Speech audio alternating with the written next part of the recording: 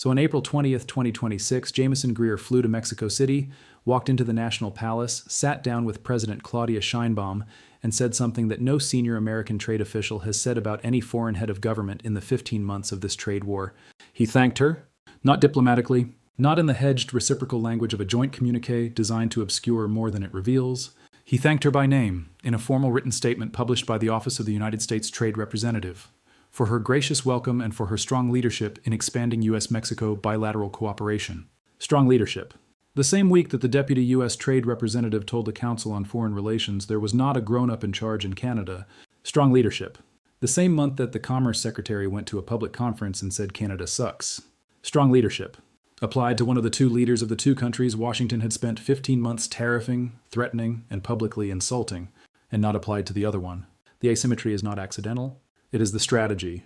And the strategy is the one that every trade analyst watching the USMCA review preparations recognized immediately. Washington is trying to split the North American bloc, to negotiate separately with Mexico, praise the cooperation it receives, allow Mexico to be seen as the partner willing to deal, and use that comparison to pressure Canada into offering concessions on terms Canada has said it is not prepared to accept. It is the oldest move in any dominant player's negotiating toolkit. Divide and offer rewards to the one who cooperates first. Washington read the move directly into the public record. What Washington did not read, and what its Mexico City strategy appears not to have modeled, is what Carney and Sheinbaum had already built. 6 months before Greer's flight to Mexico City, at the National Palace, in front of cameras, with a handshake that restructured the border between the two countries that border the United States in ways that no subsequent bilateral trade deal with Washington can fully undo. The Canada-Mexico Comprehensive Strategic Partnership signed on September 18, 2025, is the agreement that changed the border, and Carney built it quietly, deliberately, and early enough that when Washington executed its divide strategy, the foundation beneath it had already shifted. Warren Buffett said the most dangerous negotiating environment the dominant player can create is not the one where the two smaller players fight each other. It is the one where they appear to fight each other while actually building something together. And the dominant player, watching the apparent divergence, congratulates itself on the division it has produced. Hit subscribe because Greer and Mexico's Economy Secretary Marcelo Ebrard have now committed to a first official bilateral negotiating round on May 25th in Mexico City, Canada, and Mexico held a coordination call on April 24th to align their positions for the same review, and the Canada-Mexico Strategic Partnership signed last September is the foundational document of a North American architecture that the USMCA review cannot dismantle, regardless of whether Washington negotiates with the two countries separately or together.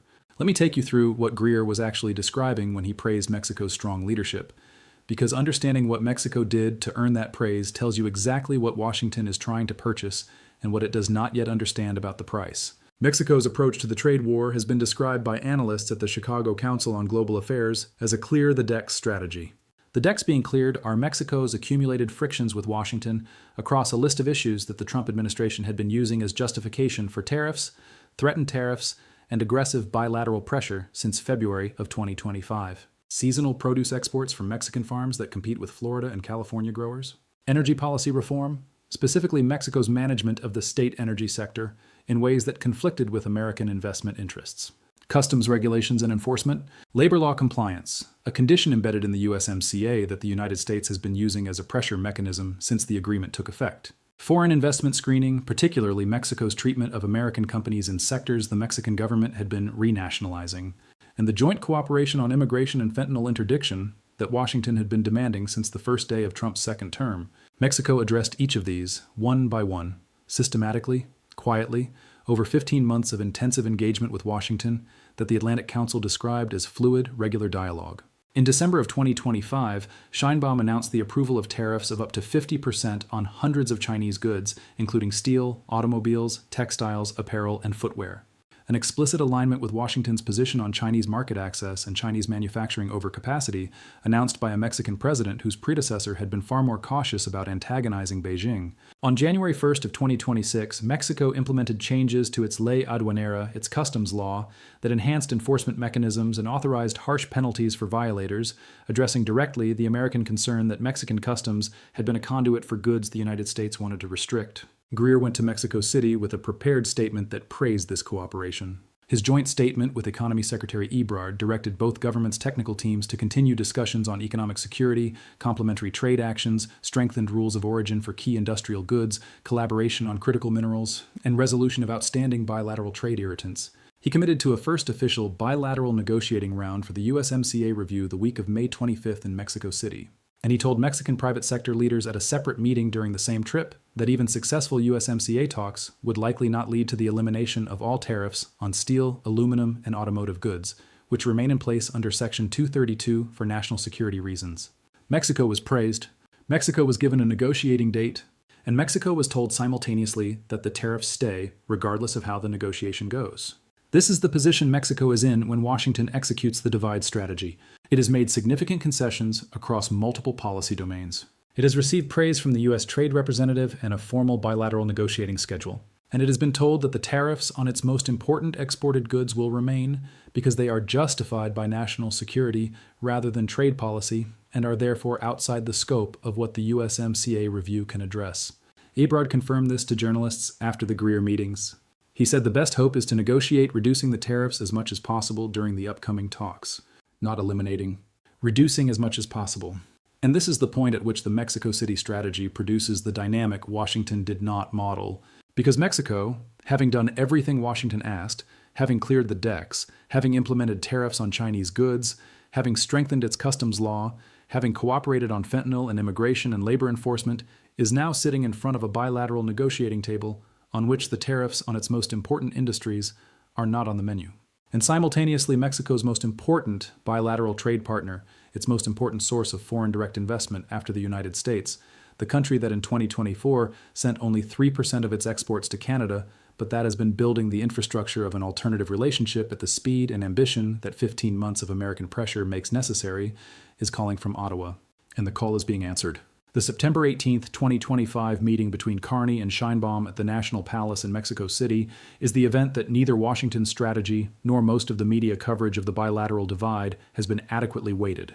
The two leaders walked out together in front of cameras and announced the Canada-Mexico Comprehensive Strategic Partnership, a formal bilateral framework for deepening economic integration between the two non-American partners in the continental free trade system, covering critical minerals, clean technologies, energy, and advanced manufacturing.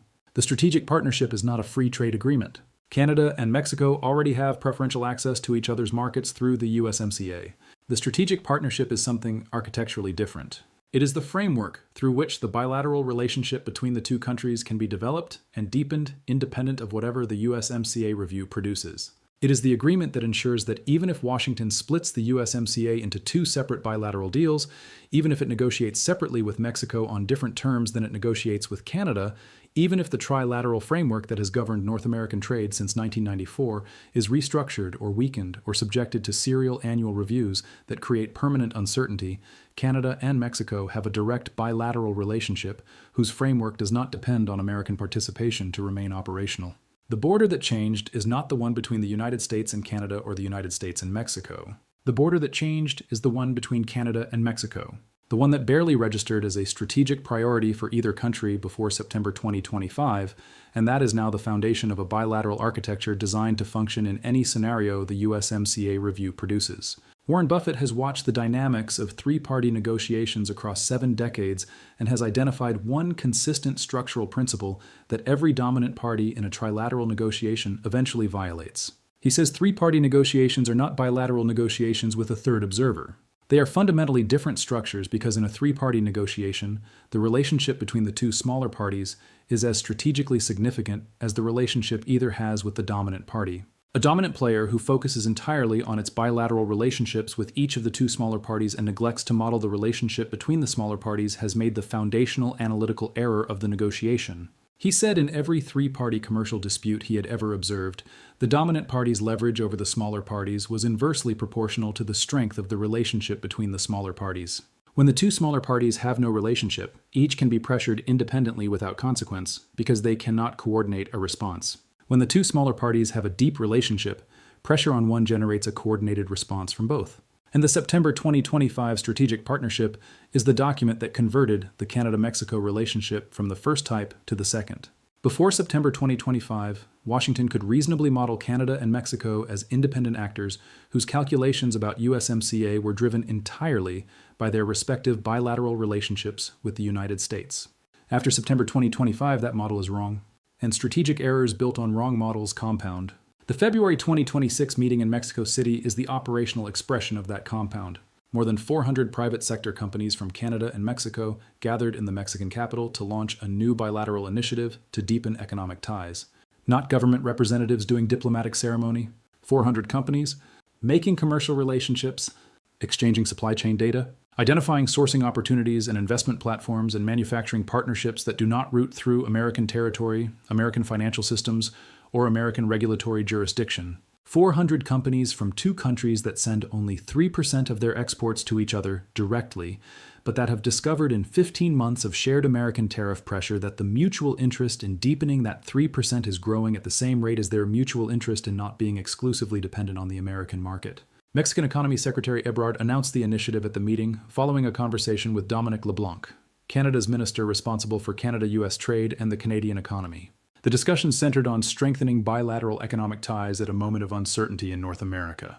That last phrase, at a moment of uncertainty in North America, is the diplomatic equivalent of pointing at a burning building and saying current conditions. North American uncertainty is bilateral dependence on an American political environment that has called the USMCA irrelevant, imposed tariffs the Supreme Court found unconstitutional, terminated trade talks over a television advertisement, and spent 15 months treating Continental Partnership as a property it owns rather than a relationship it participates in.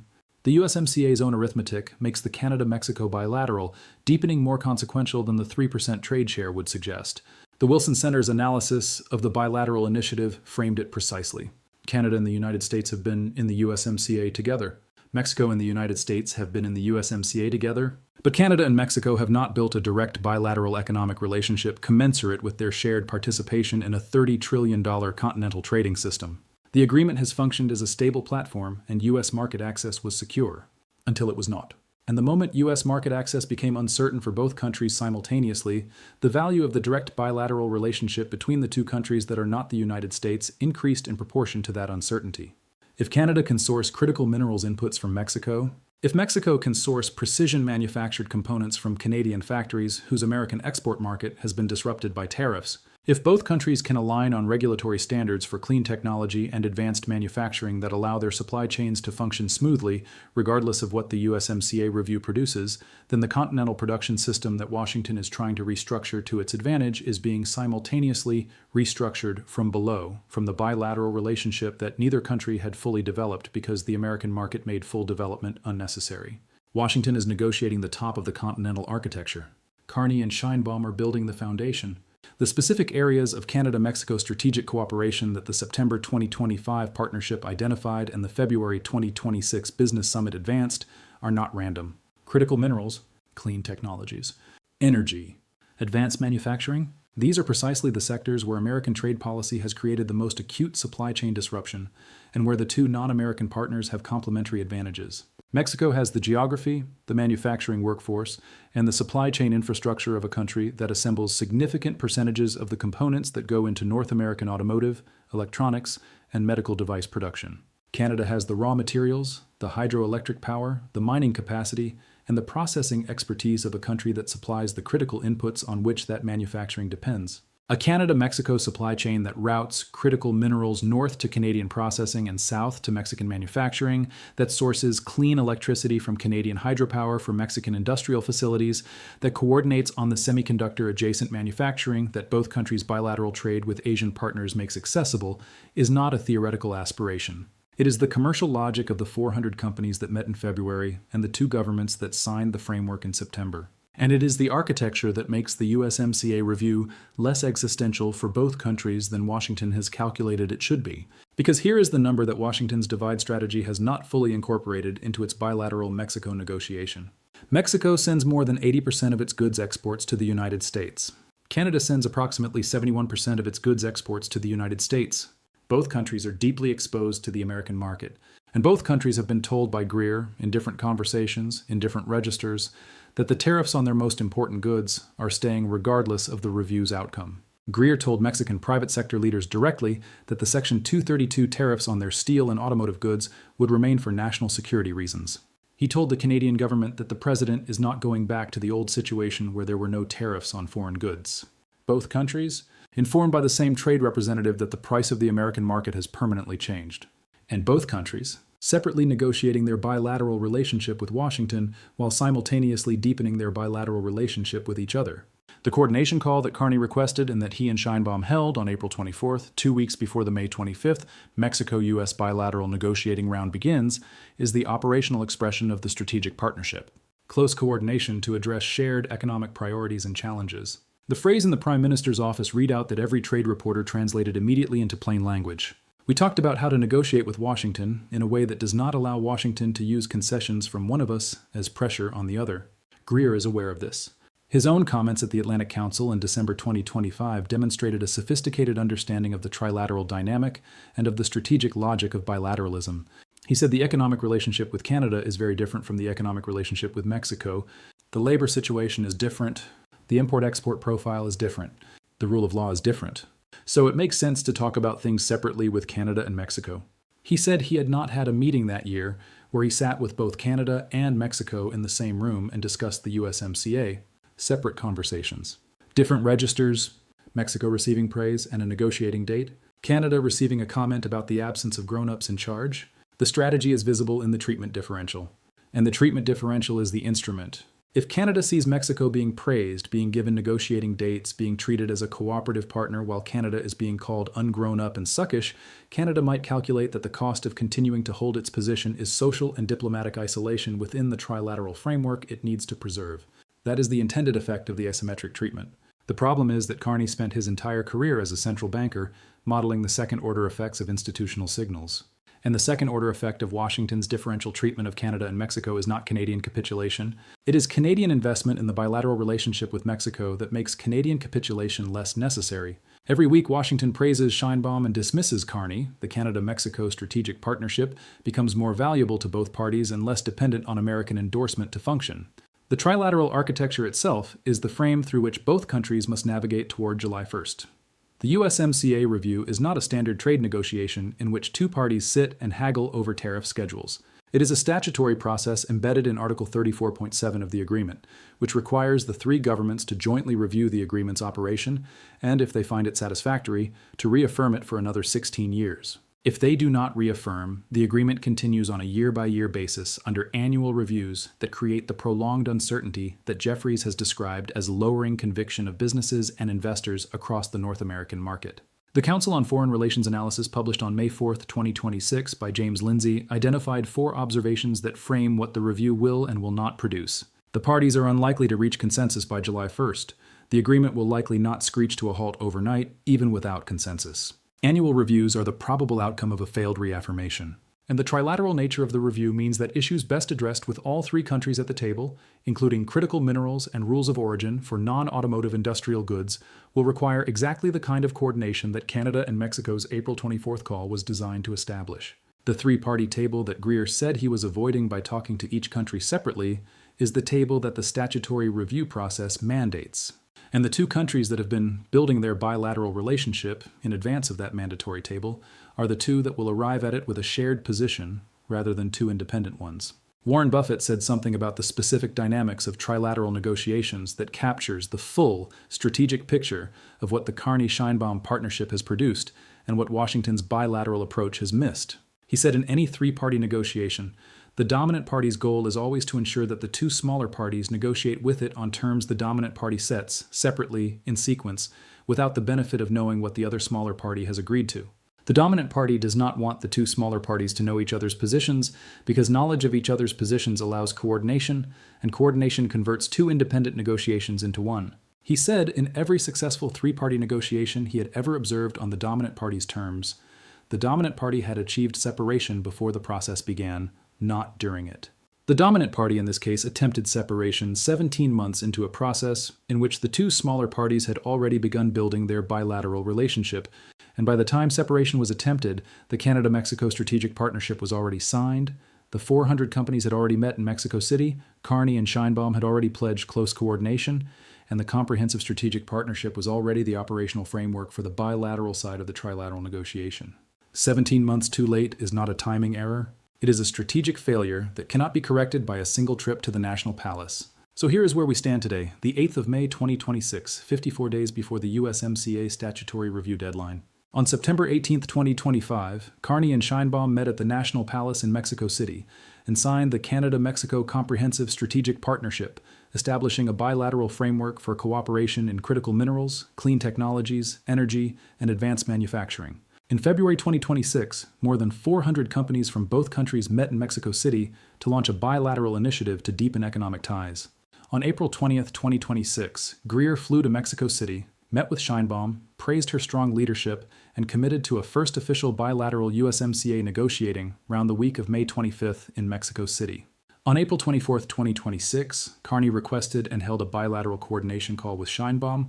Both governments pledged close coordination to address shared economic priorities and challenges ahead of the review. Greer has floated splitting the USMCA into separate bilateral deals with each country. Greer has told both countries' private sectors that the Section 232 tariffs on steel and automotive goods will remain regardless of the review's outcome. Mexico sends 80% of its exports to the United States. Canada sends 71%.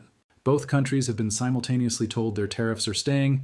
Both countries are building toward the July 1st trilateral review. And the bilateral relationship between the two non-American partners in that review is stronger, more institutionally developed, and more commercially active than at any point in the 60-year history of North American free trade.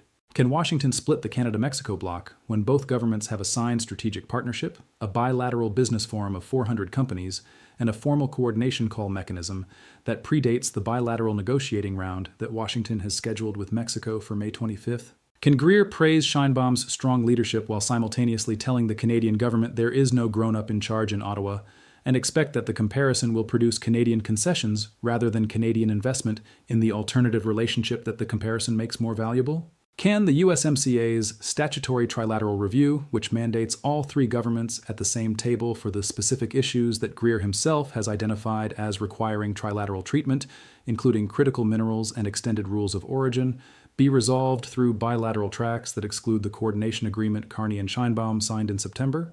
And the question that the September 2025 National Palace handshake answered before Washington asked it: when the dominant partner in a trilateral relationship treats the partnership as its own property rather than a shared obligation, and the two smaller partners respond not by competing for the dominant partner's favor, but by building a direct relationship between themselves, what exactly is the border that has changed? Not the one between the United States and its neighbors. Those borders still exist, still carry the same tariffs, still produce the same confrontations that have defined 15 months of trade war. The border that has changed is the one between Canada and Mexico, the one that barely registered before September 2025, and that now carries the weight of a strategic partnership, 400 companies, a coordination call, and the institutional foundation of a bilateral architecture that functions in any scenario the USMCA review produces, because Carney built it before Washington started dividing.